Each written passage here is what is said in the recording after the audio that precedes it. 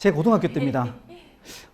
참 신기한 건 제 사진만 띄웠는데 이렇게 다들 웃음이 터지시네요. 제 별명을 일단 먼저 소개를 해드릴게요. 제 별명 중에 하나가 영구라는 별명이 있었어요. 영구라는 별명이 있었고, 그리고 여드름이 나기 시작했어요. 여드름이 하루에 10개에서 20개씩 납니다. 그걸 꼭 그냥 못 지나가는 친구 녀석이 매번 저에게 놀리는 이름을 알려줍니다. 파충류는 다 제 친구가 됐습니다. 뱀, 코브라, 살모사 이런 것들 다 해봤습니다. 그러다가 이제 용암 쪽으로 넘어갑니다. 현무암, 마그마 이런 것들 하기 시작합니다. 그러다가 놀릴 게 없는지 이번에는 영화 쪽으로 넘어갑니다. 당시에 아나콘다라는 영화가 나왔습니다. 아나콘다가 됩니다. 용가리 고질라라는 영화가 나왔습니다. 용가리 고질라가 됩니다. 그 친구는 그냥 넘어가지 않았습니다. 과학 시간에 이번에는요, 책을 막 넘기고 있는데 갑자기 과학책을 멈추더니 이창현 여기 왜 있는데 이러는 거예요. 제가 과학책이 쓸 이유가 없잖아요. 그러니까 우리 반 친구들이 다 달려왔어요. 뭔데? 우리 반 친구들이 깔깔깔깔거리면서 난리가 났습니다. 너무 궁금해서 뒤에 있는 친구의 과학책을 째려봤습니다. 깜짝 놀랐습니다. 그건 뭐였냐면 바로 이거 뭔지 다들 아시죠? 맞습니다. 3점충입니다. 그래서 제 별명은 엽충이가 됐습니다. 수학여행을 가기 이제 한 일주일 전이었나요? 선생님께서 들어오시더니, 야, 이번에 수학여행 장기자랑을 가야 되는데 우리 반 대표 손들어봐. 아무도 없는 거예요. 야, 그럼 추천해봐. 아무도 없는 거예요. 그 정막 속에 아까 그 친구가 이렇게 이야기를 합니다.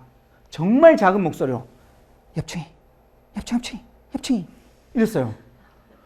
그 소리를 듣는 우리 반 친구들이 전부 다 뒤에서 엽충이 난리가 났습니다. 근데 선생님이 그 이야기를 하필 들으신 거예요. 야, 엽충이가 뭐냐? 그 친구가 벌떡 일어나서 저를 가리키면서 이창현이요! 선생님이 저한테 와서, 야, 이창현 너 장기자랑 나가봐.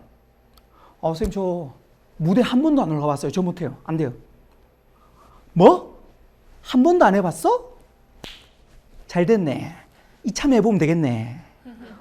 선생님 저 무대 공포증 있어요. 저 못해요. 진짜 못해요. 저 올라가면 심장이 터져 죽을지도 몰라요. 안 돼요. 뭐? 무대 공포증 있어? 잘 됐네. 이참에 올라가서 극복해봐. 저는 그렇게 등 떠밀려서 무대에 올라갑니다. 제가 학교 다닐 때는 한 반에 45명이었습니다. 와, 인원 많습니다. 거기다 15반까지 있습니다. 600에서 700명이 앉아있어요. 무대 공포증 있는 저는 얼마나 떨렸겠습니까? 마이크를 들고 나왔는데 마이크가 부들부들거리기 시작합니다. 정면을 못 바라봅니다. 그리고 바닥을 쳐다보면서 이렇게 이야기했던 것 같아요. 안녕하세요. 저는 2학년 12반 이창현입니다. 지금부터 제가 랩을 할 건데 잘 못하더라도 반응 많이 주세요. 그렇게 저는 시작을 했습니다.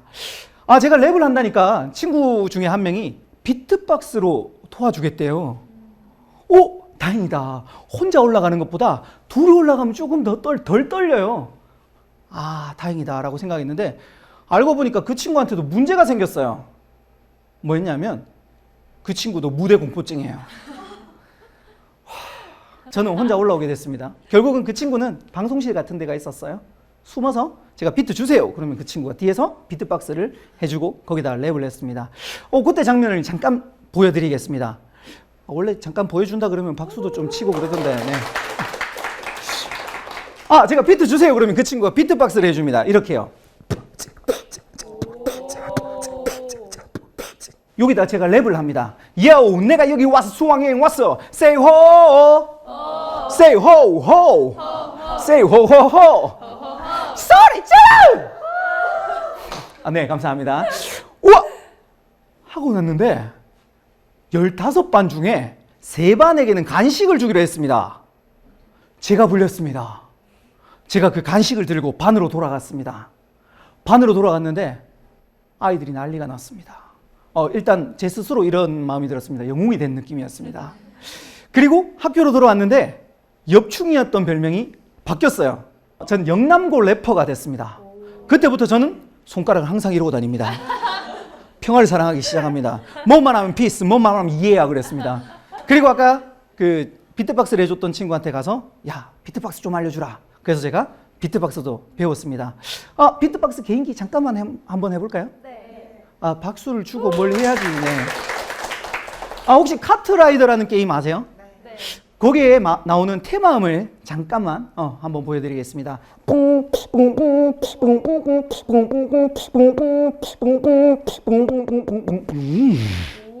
예, 뭐 예를 들면 네. 이러고 다녔는데요. 저는 사실 그렇게 공부를 잘하던 사람이 아니었습니다. 이거 재밌네? 잘하는가? 그런 생각을 하고 가수를 해볼까 말까 고민을 조금 하고 있었습니다. 그러다가 나중에 대학교를 갑니다. 대학교를 갔는데 MT에 갔는데 이번엔 제 발로 올라갔습니다. 태어나서 1등이라는 걸 처음 해봤어요.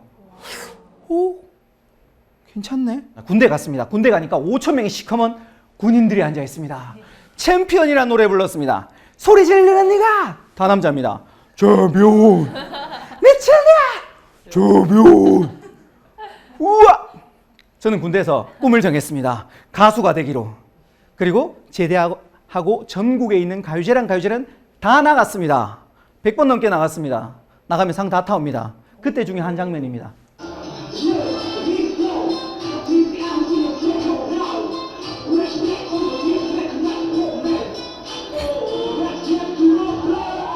이 영상을 제 친구 금동이가 인터넷에 올려놨습니다. 이 영상을 보고 한 통의 전화가 옵니다. K본부입니다. 저 대구 사니까, 대구 KBS요? 라고 하니까, 아니래요. 서울에 있는 KBS래요.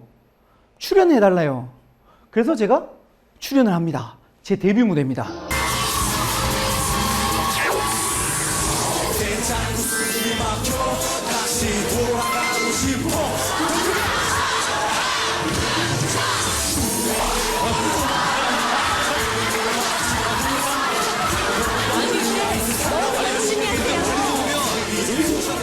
아무튼 또 이러고 다녔습니다. 근데 이때 당시에 나이가 24살이었습니다. 생계를 책임을 져야 됩니다. 생계를 책임져야 되는데 어떻게 할까? 노래를 불러서 도저히 생계가 책임이 안 져지는 겁니다. 근데요, 정말 신기한 건 한 걸음 나가면 한 걸음이 더 보이더라고요. 제가 보였던 건 바로 김수빈 MC처럼 진행자가 보였습니다. 나 레크레이션 강사해야 되겠다. 이벤트 MC 해야 되겠다. 그러고 제가 돌잔치를 시작하게 했습니다. 돌잔치 가보셨나요? 네. 가면 앞에 돌상이 있습니다. 그러면 어떤 아저씨가 마이크를 들고 나오죠.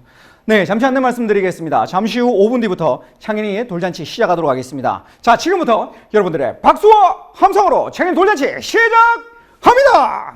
박수도 안 치고 네. 네, 이렇게 저는 레크레이션 강사가 됐습니다.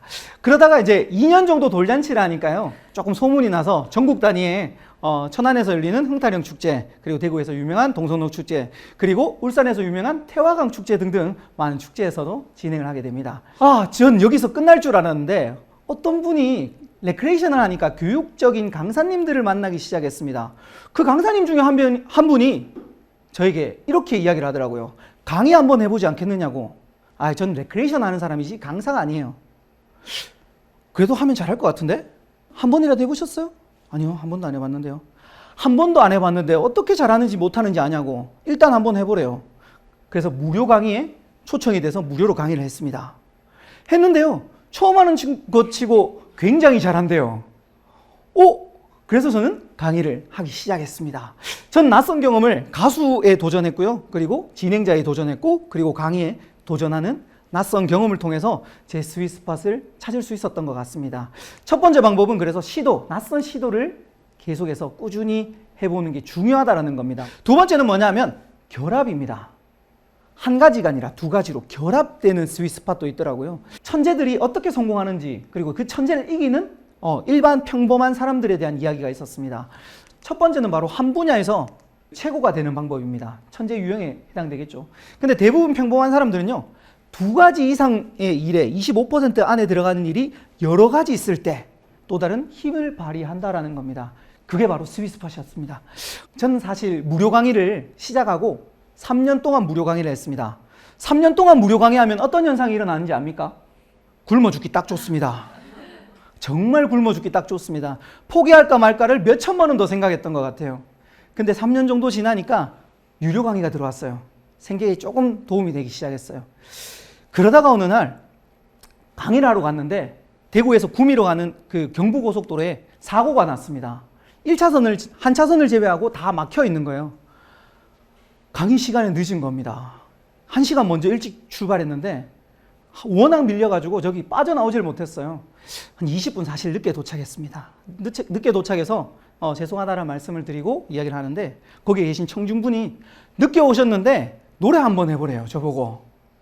에이, 저 노래 못해요. 노래 한번 해보래요.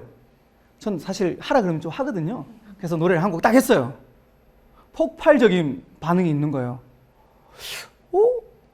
강의하고 노래하는 거 이거 괜찮다.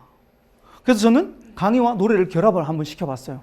결합을 시켜서 했는데 폭발력이 생기기 시작합니다. 참고로 남고보다 여고에 가면 반응이 좋습니다. 굉장히 반응이 좋습니다. 얼마나 좋아했으면 제가 누워 있겠습니까?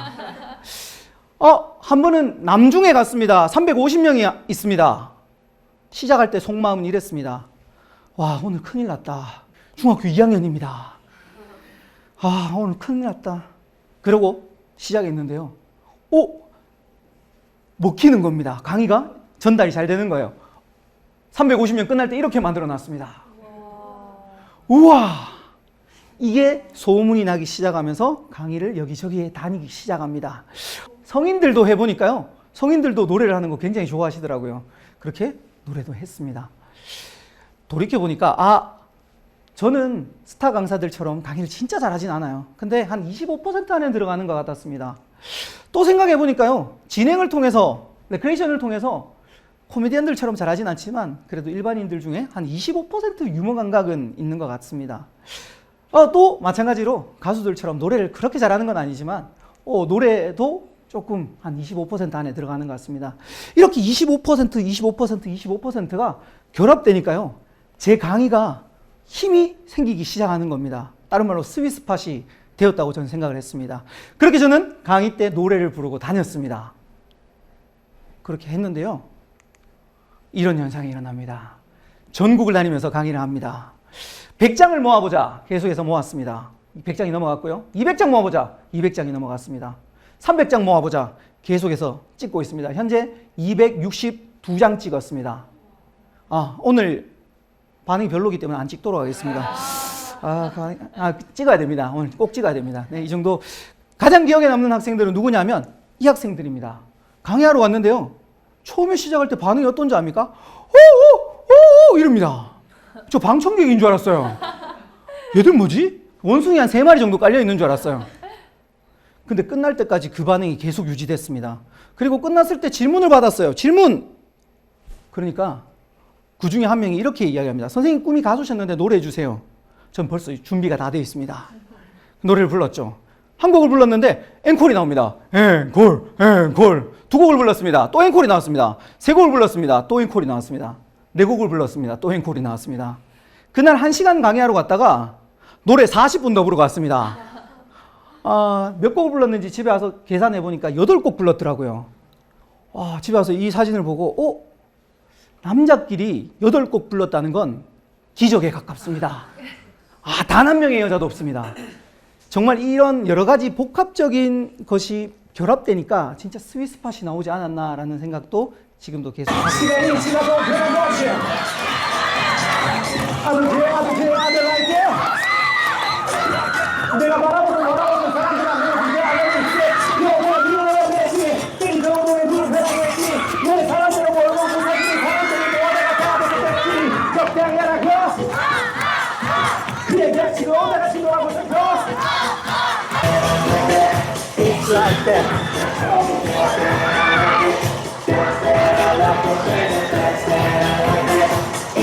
소리!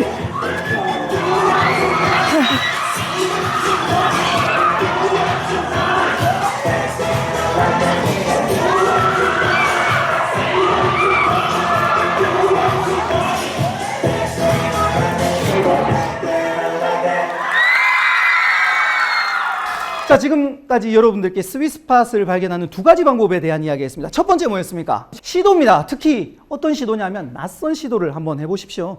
처음 하는 일 너무 두려워하지 마시고 일단 도전 한번 해보십시오. 왜? 그 경험을 토대로 또 다른 시도가 펼쳐질 수 있으니까요. 두 번째는요? 결합입니다. 상위 25%가 결합되면 또 다른 스위스팟이 생길 수 있다는 겁니다. 그래서 지금까지의 경험들을 잘 한번 떠올리셔서 지금 배우고 있는 것들 그리고 앞으로 할 것들을 잘 결합을 한번 시켜보십시오.